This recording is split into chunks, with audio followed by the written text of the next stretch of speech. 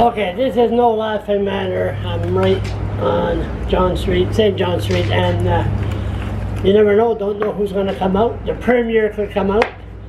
Anyway, it was 5 years, I don't want to go in front of the ledge because there's too much wind. It was 5 years ago tonight, around this time, that the 3 officers were shot dead in Moncton. Everybody knows where they were 5 years ago. I know I do. I was at the end of Woodstock Road with 2 female natives, and it was a beautiful night, beautiful evening. And I remember we're walking down, we're on the trails, and I decided, they took a car, and I decided to walk home. And once I got home, my it's windy, I gotta watch out the camera don't fall. It was a beautiful evening, not like tonight, and I went upstairs where my friend Myra was.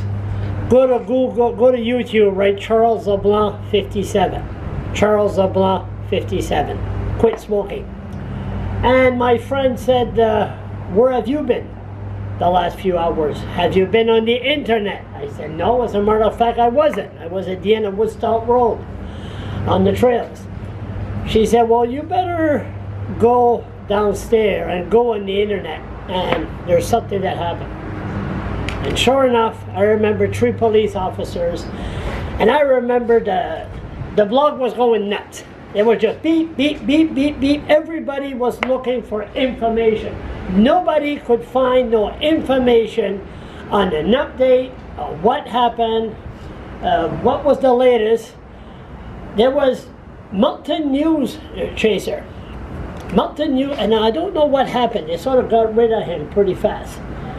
Moncton News Chaser was giving out news.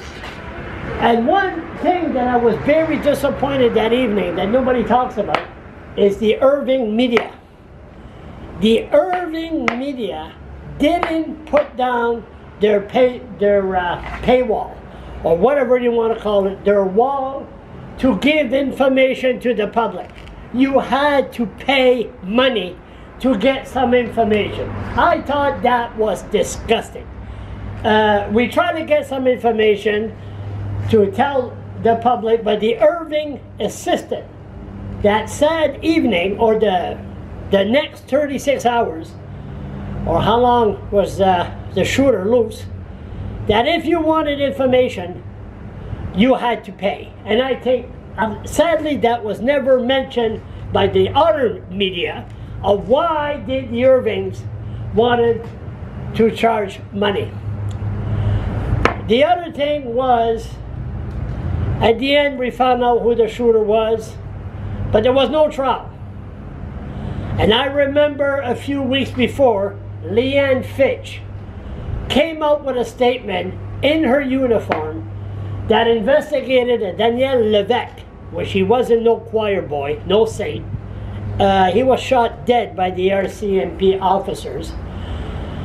And Leanne Fitch said that it wasn't because of the 3 bullets that was in his body that he died of a knife wound.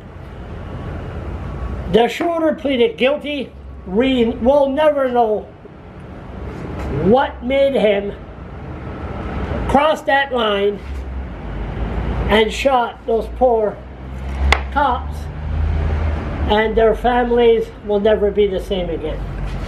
And sadly, the same thing happened last summer here in Fredericton, and hopefully the idiot that shot those 2 cops will not plead guilty. There will be a trial, and we'll find out what made him go cuckoo. So yes, time flies. Time flies big time. 5 years ago, he wasn't around. DOG, 5 years. He's 3 years old. But,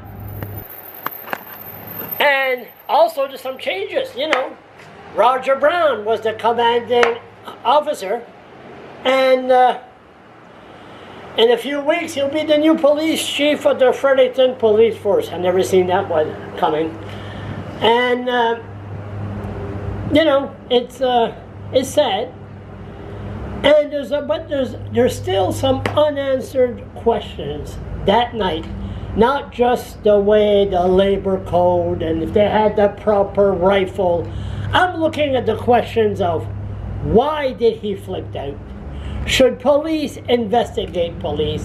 And why did the Irving insisted in charging people that live in the area? They always say people, the community, all the community worked together, stood together that sad night.